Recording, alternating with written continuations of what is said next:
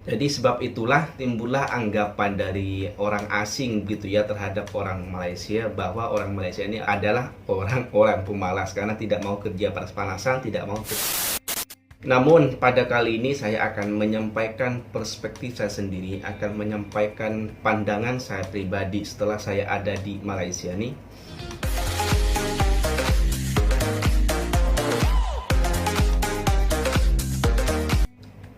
Assalamualaikum warahmatullahi wabarakatuh. Jumpa lagi dengan saya Mr. Bas. Apa kabar Anda hari ini? Semoga dalam keadaan baik-baik saja, sehat walafiat dan dimurahkan rezekinya. Amin ya rabbal alamin. Kali ini saya akan membahas tentang stereotip lama begitu ya, yang sampai saat ini juga masih didengung-dengungkan begitu. Dimana banyak sekali anggapan dari orang selain orang Malaysia. Jadi maksudnya dari negara di luar sana yang beranggapan bahwa orang Malaysia ini adalah orangnya pemalas. Dikatakan pemalas karena mereka tidak bekerja di sektor-sektor pekerjaan atau di sektor-sektor kerja yang berat seperti kerja binaan atau bangunan, seperti kerja perkebunan, seperti kelapa sawit. Jadi sebab itulah timbullah anggapan dari orang asing gitu ya terhadap orang Malaysia bahwa orang Malaysia ini adalah orang-orang pemalas karena tidak mau kerja panas-panasan, tidak mau kerja berat-berat, maunya kerja di office, maunya kerja di ruangan yang berekon gitu ya, yang sejuk. Seperti itulah yang saya dengar. Namun pada kali ini saya akan menyampaikan perspektif saya sendiri, akan menyampaikan pandangan saya pribadi setelah saya ada di Malaysia nih. Mungkin dulu ketika saya mendengar stereotip ini mungkin saya cuma sekedar boleh mendengar gitu ya. Tetapi pada kali ini saya akan menyampaikan pandangan saya begitu ya setelah saya ada di Malaysia nih. Ya, meskipun masih 2 tahun lebih, saya rasa menurut saya cukuplah untuk menyampaikan pandangan saya terkait stereotip lama ini. Begini saudara, saya itu kalau melihat sesuatu ya, kalau melihat sesuatu di depan mata saya atau melihat sesuatu yang nampak depan mata saya atau yang muncul dalam pikiran saya tidak serta-merta kemudian mengambil suatu kesimpulan sebelum saya mengetahui sesuatu atau penyebab atau latar belakang atau sistem yang membuat atau membuahkan hasil yang nampak di depan mata saya atau datang dalam pikiran saya. Ya, contohnya seperti selama saya ada di Malaysia, saya tidak pernah nampak ada konflik agama begitu ya. Baik itu di sosial media ataupun di dunia nyata begitu.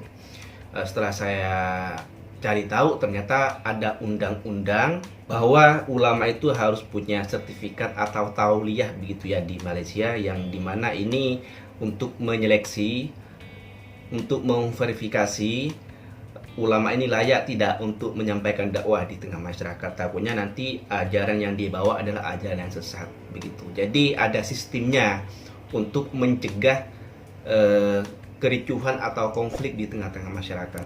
Nah, jadi begitulah maksud saya. Begitu juga dengan soal atau stereotip tentang orang Malaysia yang tidak bekerja di sektor pekerjaan yang berat, tidak mau panas-panasan, tidak mau kerja berat, sehingga orang asing beranggapan bahwa orang Malaysia adalah pemalas. Nah, pada pandangan saya begini, koreksi kalau salah ya, orang Malaysia ini majority atau mayoritas adalah berpendidikan, dan pendidikannya itu tidak setakat pada sekolah menengah atau ada SPM di sini ya, tetapi mereka juga lanjut ke university untuk mendapatkan ijazah. Dan kita pasti tahu lah ya, setiap orang yang sekolah tinggi itu pasti ekspektasinya adalah mendapatkan pekerjaan yang sesuai dengan tingkat pendidikannya, yang sesuai dengan ijazah yang dia dapat, sesuai dengan ilmu yang dia dapat, sesuai dengan bidang yang dia pelajari di sekolah maupun di university. Dan di Malaysia nih, kenapa rakyatnya dia berpendidikan tinggi, sebab memang kerajaannya, pemerintahnya itu menggalakkan gitu ya, mempunyai sistem gitu ya, supaya rakyatnya ini semuanya mengenyam dunia pendidikan gitu ya, semuanya sekolah sampai ke university. Dan setahu saya, koreksi kalau salah, mereka yang lanjut ke university itu dibiayai oleh kerajaan atau pemerintah, di mana nanti biaya itu nanti dikembalikan setelah mereka lulus kuliah, setelah mereka kerja begitu ya, dan hasil dari kerjanya itu, dari gajinya itu nanti disisihkan untuk mengangsur atau mencicil biaya-biaya kuliah yang tadi dipinjamkan oleh kerajaan. Mungkin seperti itulah ya, koreksi kalau salah. Dan itu meringankan masyarakat, meringankan rakyatnya untuk melanjutkan pendidikan sampai university, karena tidak perlu bersusah memikirkan biaya, karena nanti akan dibiayai oleh kerajaan atau pemerintah, walaupun nanti juga akan harus dikembalikan setelah mereka bekerja, tapi dikembalikannya itu secara berangsur, tidak sekaligus dikembalikan. Dan kalau tidak salah, ini adalah salah satu perencanaan atau plan yang ada di program Wawasan 2020 yang dicetuskan Tun Mahathir, kalau tidak salah ya, tolong betulkan kalau saya salah.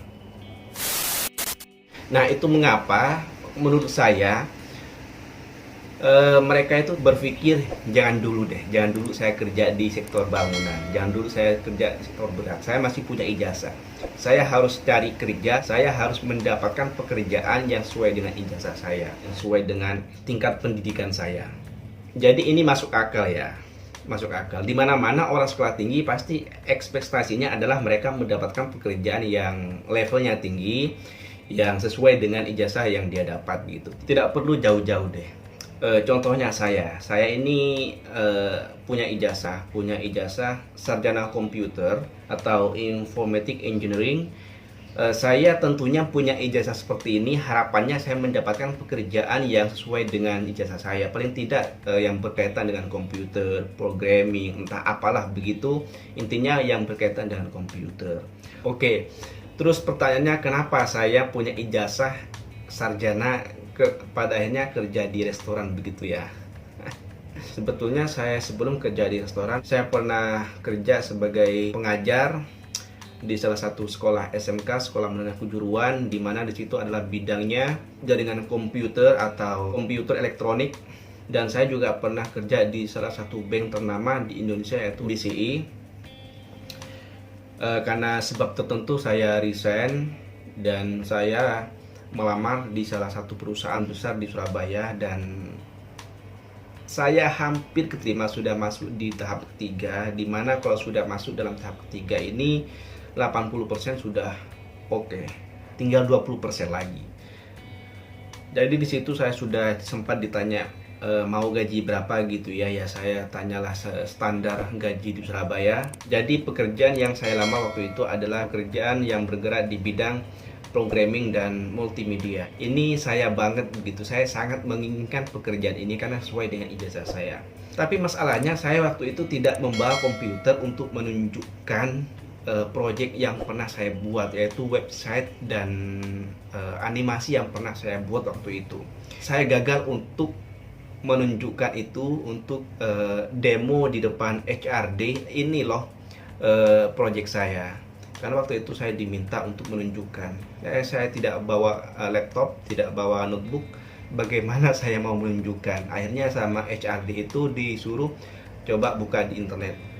Masalahnya saya belum hosting website saya di internet, jadi belum bisa dibuka di internet. Sumpah, sampai sekarang kalau saya ingat saya menyesal sekali. Mungkin kalau saya kerja di situ saya tidak ada di Malaysia ini sekarang. Tapi ya, kembali lagi, semua rezeki itu ada di tangan Allah. Mungkin itu bukan rezeki saya, entahlah. Jadi boleh dikatakan saya kerja di restoran adalah pilihan terakhir, adalah keputusan terakhir, di mana saya telah merasa lelah, telah merasa penat setelah kesana kesini melamar pekerjaan, dipanggil, terus tes, interview, dipanggil lagi satu perusahaan tes interview, tapi belum kunjung dapat rezeki. Karena saya tinggal di kota begitu ya, selama saya mencari pekerjaan saya tidak ada pemasukan. Ya mau tidak mau saya harus mencari pekerjaan yang mudah didapat. Ya ketemulah restoran yang mana pada saat itu perlu tenaga kerja, akhirnya saya masuk di situ dan saya kerja di restoran. Dan ternyata kerja di restoran tuh enak ternyata. Ya meskipun pada awal-awalnya saya tidak selesa begitu ya, tapi lama-lama enak juga kerja di restoran, tidak pernah kelaparan begitu. Ya, pada intinya kerja apa saja yang penting yang dicari adalah duit. Yang penting pekerjaan itu halal, rezekinya halal, insya Allah barokah. Jadi itu pandangan saya, pendapat saya terkait stereotip lama ini. Jadi saya mencerminkan pada diri saya sendiri, dimana ketika orang punya ijazah tentunya mengharapkan atau ingin mendapatkan pekerjaan yang sesuai dengan ijazahnya, sesuai dengan tingkat pendidikannya. Itulah kenapa orang Malaysia ini yang rata-rata berpendidikan tinggi, mereka tanah kerja tidak mau kerja di sektor-sektor pekerjaan yang berat. Tetapi apabila dalam keadaan terdesak begitu ya, seperti contohnya sekarang lagi pandemi gini ya, semua orang susah ekonomi, semuanya kesusahan ekonomi. Yang tadinya restoran jarang ada orang Melayu kerja di restoran, bukan tidak ada, tapi tidak ramai orang Melayu kerja di restoran gitu ya. Tetapi setelah ada pandemi ini ramai, ya lumayan ramai orang Melayu yang kerja di restoran, baik itu yang tengah kuliah, baik itu yang baru lulus dari sekolah menengah, pada kerja di restoran. Sebab di restoran saya kerja ya lumayan ramai orang Melayu yang masuk selama pandemi ini.